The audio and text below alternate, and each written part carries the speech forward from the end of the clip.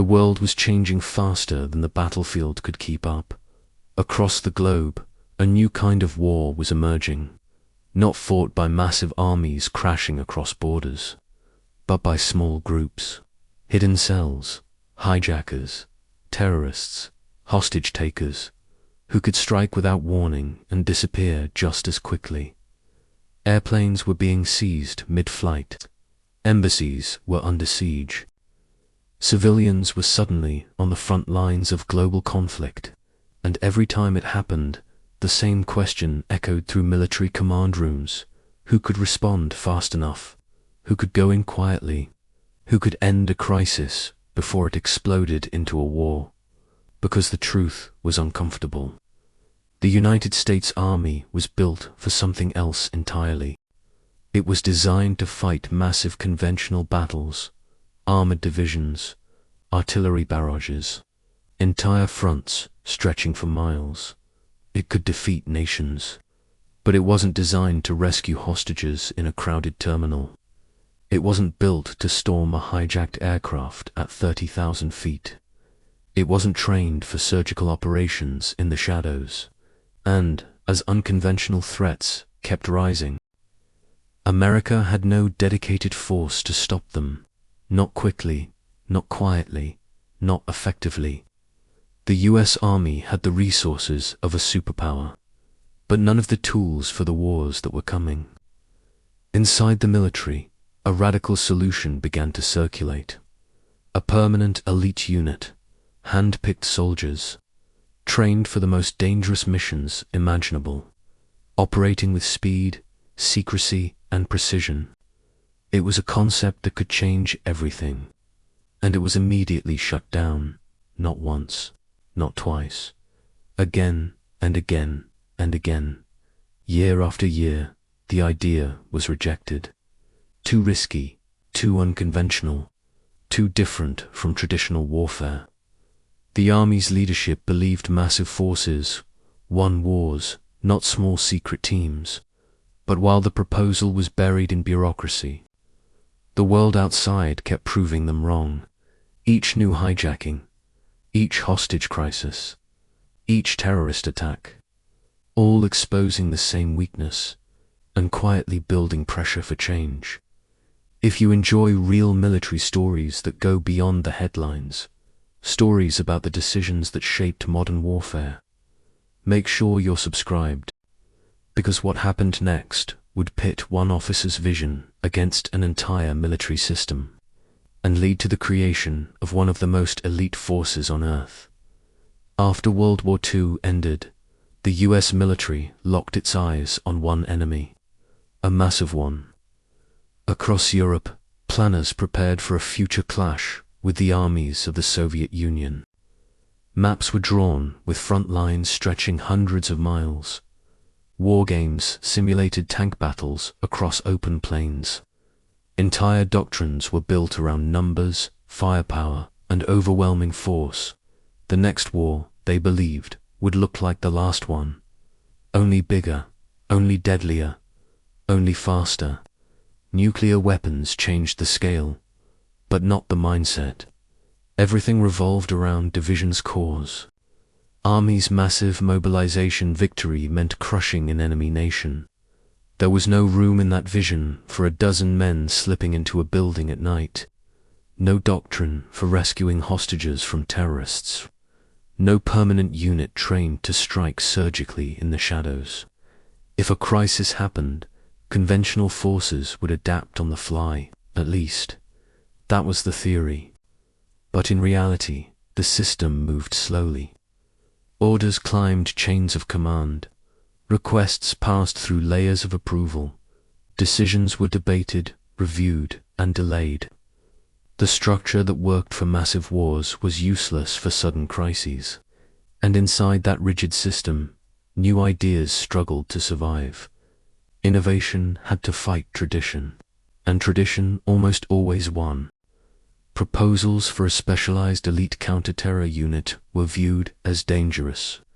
Some officers argued it would create cowboys outside normal command. Others feared it would drain talent from conventional forces. Many believed it simply wasn't necessary. After all, the US Army had already won the biggest war in history. Why change now? The prevailing belief was simple. Elite small units were unnecessary and risky. Real wars were won by large armies, not by a handful of specially trained soldiers. But while military leadership prepared for a massive Cold War showdown, the real battlefield was shifting, and it was shifting fast. Hijackings didn't wait for approval chains. Terrorists didn't fight on open plains. Hostage crises unfolded in minutes, not months. Each new incident exposed the same brutal truth. America's military might was enormous, but its flexibility was dangerously limited. If you're starting to see how tradition nearly cost the US its ability to fight a new kind of war, stay with the story, because the breakthrough didn't come from inside the system. It came from watching how another country had already solved the problem. Inside the US military, a small group of officers could see the storm coming. They watched hijackings unfold on live television. They studied terrorist attacks overseas. They analyzed hostage crises, where hours, sometimes minutes, decided life or death, and they all came to the same conclusion. America needed something it didn't have. A permanent elite force. Not an ad hoc team thrown together in emergencies. Not conventional troops rushed into missions they weren't designed for, but a unit built from the ground up for unconventional warfare. Hand-selected soldiers, relentless training, experts in close quarters, combat, intelligence, infiltration, and rapid response. A force that could move fast, strike quietly, end crises before they spiraled out of control. The inspiration didn't come from US doctrine. It came from overseas, from foreign special units that had already spent years fighting terrorism, insurgency, and hostage situations. Their success was undeniable. Small teams had achieved what massive forces couldn't. Precision over power, speed over scale, secrecy over spectacle. So proposals were written, briefings were prepared. The idea was formally presented to army leadership, and it was immediately rejected, the first time. Then someone revised it, simplified it, made it cheaper, adjusted the structure, rejected again. Another proposal followed, and another, each one arguing the same thing. The future of warfare was changing. America needed to change with it. Each one met with the same response. Too radical, too expensive, too foreign. Some senior officers openly criticized the concept. They said it copied other countries instead of trusting American methods. They claimed it would undermine traditional command. They warned it would create an elite club outside normal military control. And so the idea kept dying in conference rooms, year after year, proposal after proposal. By some accounts, it was shut down more than a dozen times. 15 rejections, 15 moments where the army chose tradition over transformation. Each rejection pushed the concept further into the shadows, but it also hardened the resolve of the men who believed in it, because every new terrorist incident made their warnings harder to ignore. Every failed response proved the gap in America's capabilities, and quietly, frustration grew, not just among junior officers, but among those who knew something had to change before the US paid a heavy price. If you're finding this story eye-opening so far, make sure you're subscribed, because the breakthrough didn't happen through approval. It happened when one American officer looked outside the system and saw a model that worked. A model the US Army had dismissed for years, while the United States prepared for massive Cold War battles. Another country was already fighting the kind of wars America was only beginning to face. Britain, long before hijackings dominated headlines. Britain had been dealing with insurgencies across its former empire, in places like Malaya, Kenya, Cyprus, and later Northern Ireland. The enemy wasn't an army in uniform. It was hidden, blended into civilian populations, striking suddenly, then vanishing. Conventional military forces struggled. Large formations were too slow, too visible, too blunt for a shadow war. So Britain took a different path. Instead of relying on size, they built something small, elite, highly specialized. A unit designed not for open battlefields, but for the grey areas of war. That unit was the Special Air Service. The SAS wasn't built around numbers. It was built around capability. Their philosophy was radical for its time. Quality over quantity. Only the toughest made it through selection. Men pushed beyond exhaustion, beyond pain, beyond what most soldiers believed possible. Those who survived weren't just physically strong.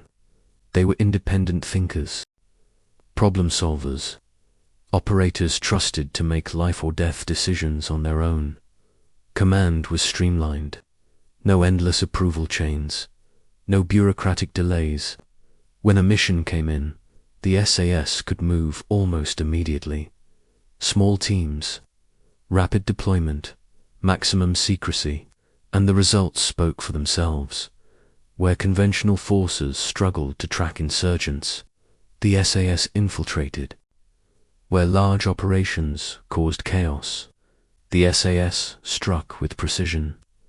They gathered intelligence deep behind enemy lines, conducted raids that crippled insurgent networks, rescued hostages where larger forces couldn't operate. Again and again, small elite teams succeeded where entire battalions had failed. They proved something revolutionary. Modern conflicts weren't always won by overwhelming force. Sometimes they were won by a handful of highly trained men operating in silence. This wasn't theory, it was battlefield reality, and quietly, one American officer was paying very close attention. If you're starting to see how a foreign model was solving the very problems the US Army kept rejecting, stay with the story, because this British approach would soon inspire a dramatic shift in American warfare. While most of the US military dismissed the British approach as unnecessary, one American officer saw something else entirely: opportunity. His name was Charles Beckwith, a career soldier, a special forces veteran, and a man who believed warfare was changing faster than doctrine could keep up. Beckwith wasn't content with reports and second-hand briefings. He went to Britain himself. He observed how the SAS trained, how they selected their men, how they operated with independence and speed. What he saw shocked him. Selection wasn't just hard, it was brutal. Men were pushed to physical collapse, deprived of sleep, forced to navigate alone across harsh terrain. Most failed. Those who passed weren't just strong, they were resilient, calm under pressure, capable of thinking clearly when everything went wrong. Then Beckwith studied their structure. Small teams that could deploy instantly. Commanders who trusted operators in the field.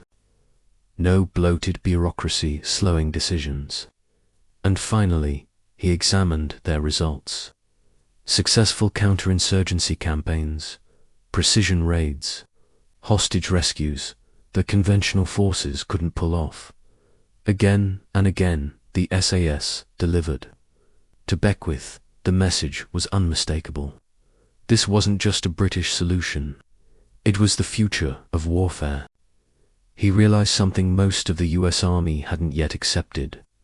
The next conflicts wouldn't be decided by massive formations clashing across open ground.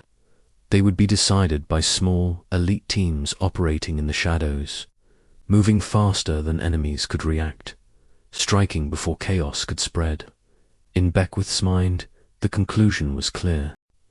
The future battlefield would be won by small teams, not massive armies. and America was dangerously behind. So when he returned to the United States, he didn't just bring back admiration, he brought back a mission to build an American force modeled on what already worked. A permanent elite unit, just like the SAS, but convincing the US Army to embrace that vision would be a war of its own. If you're enjoying this deep dive into how modern special operations were born, hit subscribe, because the next phase of the story shows how one man fought an entire system to make change happen. When Beckwith returned to the United States, he didn't come back quietly. He came back determined, armed with first-hand experience, detailed notes, clear evidence that a different kind of force worked. He began drafting proposals, not vague concepts, but full plans. How selection would work, how training would be structured, how command would be streamlined, how a permanent counter-terror and special operations unit could function inside the US military. He took the idea straight to senior leadership, and almost immediately it hit a wall. Some officers dismissed it outright. They argued America already had special forces. Others said a new elite unit was unnecessary duplication. There were concerns about cost. A highly trained permanent force would be expensive. There were fears about control. A small, independent unit operating with speed and secrecy made senior commanders nervous. And above all, traditions stood in the way. The army had always been built around large formations. Creating a force that operated outside normal structures felt dangerous, un-American, too foreign, too unconventional. Behind closed doors, critics said, "This isn't how we fight wars. This is copying the British. This will create a rogue unit." So the proposal was rejected. Beckwith rewrote it, adjusted the language, changed the structure slightly, tried again, rejected. He tried a third time, rejected, again and again, year after year. Each time he was told, the army didn't need it. The army wasn't ready for it. The army wouldn't support it. By some accounts, the idea was formally turned down around 15 times. 15 separate moments where leadership chose the old way of war over a new one. For most people, that many rejections would have ended the fight. But Beckwith refused to let it die. Because every year that passed, terrorism grew. Hostage crises became more common, and America still had no dedicated force to respond. He continued lobbying, briefing, arguing, pushing against a system built to resist change. It wasn't just about proving the idea worked. It was about convincing an institution to admit it had a weakness, and that might have been the hardest battle of all. For years, the warnings were ignored. But the world didn't slow down to wait for military bureaucracy. It accelerated. Across the globe, terrorism was rising. Armed groups weren't just attacking soldiers anymore. They were targeting civilians, airports, airplanes, public events. One crisis after another played out in real time on television screens. Governments scrambled, security forces hesitated, negotiations dragged on, and too often, the endings were tragic.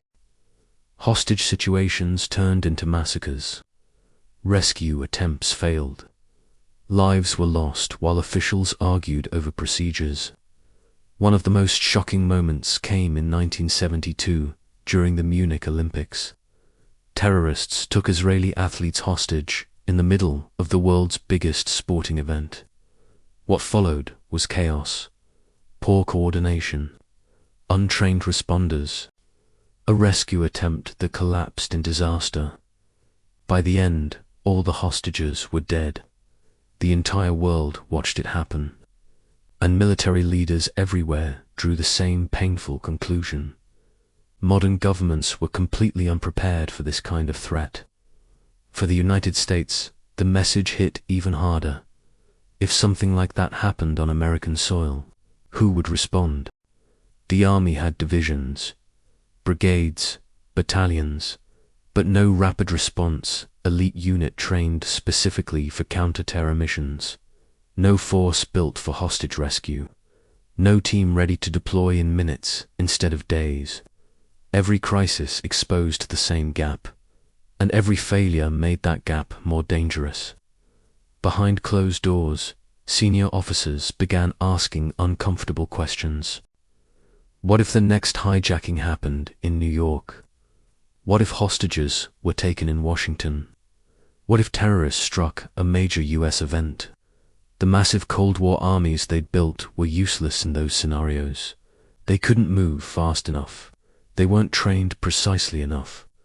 They weren't structured for secrecy and surgical action. And slowly, reluctantly, the tone inside the Pentagon began to shift. The idea that had once been mocked now sounded necessary. The elite unit that had been dismissed as risky now seemed essential. Suddenly, the idea they rejected for years was the one they desperately needed. The world had forced their hand. The threat was real, and doing nothing was no longer an option. If you're seeing how real-world failure finally broke through decades of resistance, stay with the story, because this pressure would finally open the door for the force America had refused to build. Once the decision was finally made, everything moved fast. Years of resistance gave way to urgency. The US Army no longer asked whether it needed an elite counter-terror force. The only question now was how to build one, and once again, the answer pointed back to Britain. Beckwith was brought in to help shape the new unit. This time, leadership listened. He didn't propose something theoretical. He proposed something proven. Selection would no longer be about rank or time in service. It would be about resilience. Just like the volunteers would face brutal physical tests, long-distance marches under heavy loads, sleep deprivation, mental stress designed to break weaker candidates. Most would fail.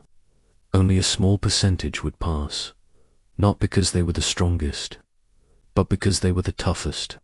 Those who made it through would enter training unlike anything else in the US Army. Close quarters, combat, precision shooting, urban assault, intelligence gathering, infiltration techniques. Every skill focused on operating in small teams, under extreme pressure. The philosophy was clear. Operators wouldn't wait for constant orders. They would be trusted to think, to adapt, to make critical decisions on the ground. Endurance over comfort, precision over firepower, independence over rigid hierarchy. But the Americans didn't simply copy the British system. They adapted it. They combined SAS-style selection with US resources, technology, and global reach. The result was something new, not a clone, but undeniably inspired. A force built for the modern battlefield. Small, elite, secretive, designed to strike fast where conventional forces couldn't. For the first time, the US Army was creating a permanent unit dedicated to the kind of missions once dismissed as unnecessary. Hostage, rescue, counter-terror operations, high-risk covert raids. The wars of the future finally had a tool designed for them. If you're impressed by how a rejected, foreign-inspired idea was transformed into America's most elite capability, stay with the story, because what emerged from this experiment would soon become legendary. In the late 1970s, after years of resistance, rewrites, and rejection, the US Army finally approved the creation of something it had once refused to believe in: a permanent elite counter-terror and special operations unit. Its official name was Delta Force. From the beginning, secrecy surrounded it. There were no public announcements, no press releases, no recruiting posters. Most soldiers in the army didn't even know it existed. Those who did were told very little. The unit operated outside the traditional military spotlight. no insignia, no public credit for missions, no official acknowledgement when operations succeeded. Delta wasn't meant to be famous. It was meant to be effective. Its mission was clear and uncompromising. Counter-terrorism, hostage rescue, high-risk special operations, where failure wasn't an option. These were the missions conventional forces couldn't handle quickly or quietly enough. Delta operators trained constantly for the worst-case scenarios. Hijacked aircraft, embassy seizures, urban assaults in crowded environments. Every drill assumed chaos. Every exercise pushed speed, precision, and adaptability. They rehearsed rescues down to the second. They practiced shooting in near darkness. They learned to operate independently, with minimal communication, trusting their training completely. And just like the SAS that inspired them, only the very best made it in. The unit stayed small by design, elite by necessity, while the rest of the military prepared for massive Cold War battles. Delta prepared for the moments that would unfold in minutes. Crises the world would watch live. Situations where one mistake could mean dozens of deaths. America finally had a force built specifically for the new era of warfare, one born not from tradition, but from necessity. If you're enjoying how a once-rejected idea quietly became one of the most elite units on the planet, stay with the story, because the real twist is still coming. For nearly a decade, the US Army had pushed the idea away. It was too radical, too risky, too different. Senior leaders insisted that wars were won by massive formations, not by small, elite teams. They rejected the concept again and again. And yet, when the pressure finally became impossible to ignore, they turned to the very model they had once dismissed. A foreign approach. A British solution. The same philosophy built around small teams, brutal selection, rapid deployment, and independent action.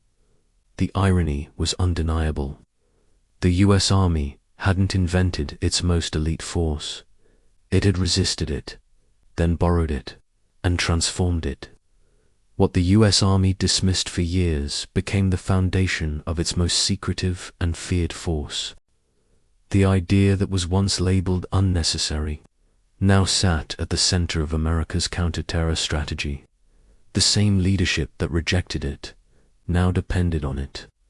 Delta Force wasn't an accident. It was the result of pressure, failure, and finally, adaptation. And once it existed, there was no going back.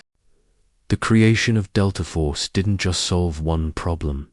It changed how the United States fought wars. For the first time, small elite teams became a permanent pillar of American military strategy. No longer just support units. No longer temporary solutions. They became the tip of the spear. The SAS-inspired structure reshaped US Special Operations doctrine. Selection grew tougher across special forces. Training became more specialized. Command became more flexible. Other elite units adopted similar philosophies. Smaller teams, faster response, greater autonomy. Over time, the US military shifted away from relying solely on massive formations. Precision began to replace sheer firepower. Surgical strikes replaced slow build-ups. Shadow warfare became just as important as open battle. From hostage rescues to counter-terror raids across the globe, elite teams now carried out missions that once would have required entire battalions. Modern warfare was no longer dominated by armies clashing across front lines.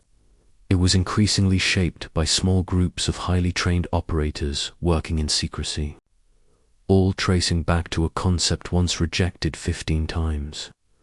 A concept inspired by a British model most leaders had initially dismissed. If you're enjoying these deep dives into how elite forces and modern warfare were really shaped, make sure you're subscribed. More stories like this are coming. For years, the warning signs were there. The world was changing. Threats were evolving.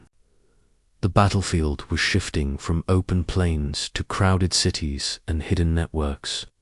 But tradition moved slower than reality. The US Army wasn't wrong about how it had won past wars. Massive formations, overwhelming firepower, industrial-scale warfare.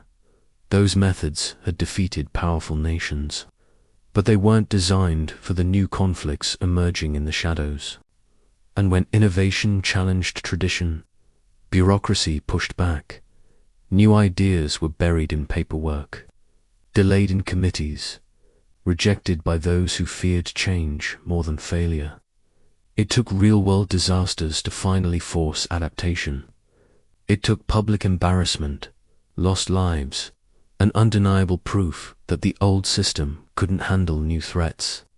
And when change finally came, it didn't come from inside long-standing doctrine. It came from looking beyond it, from studying what already worked elsewhere, from accepting that the future of warfare wouldn't always be won by size, but by speed, precision, and elite skill. The story of Delta Force is more than the birth of an elite unit. It's a lesson in how institutions resist evolution, even when the evidence is clear. It shows how innovation often comes from outside tradition, how bureaucracy can slow adaptation until crisis makes it unavoidable, and how the future always belongs to those willing to evolve. The US Army rejected the idea 15 times, but once it embraced it, it changed modern warfare forever.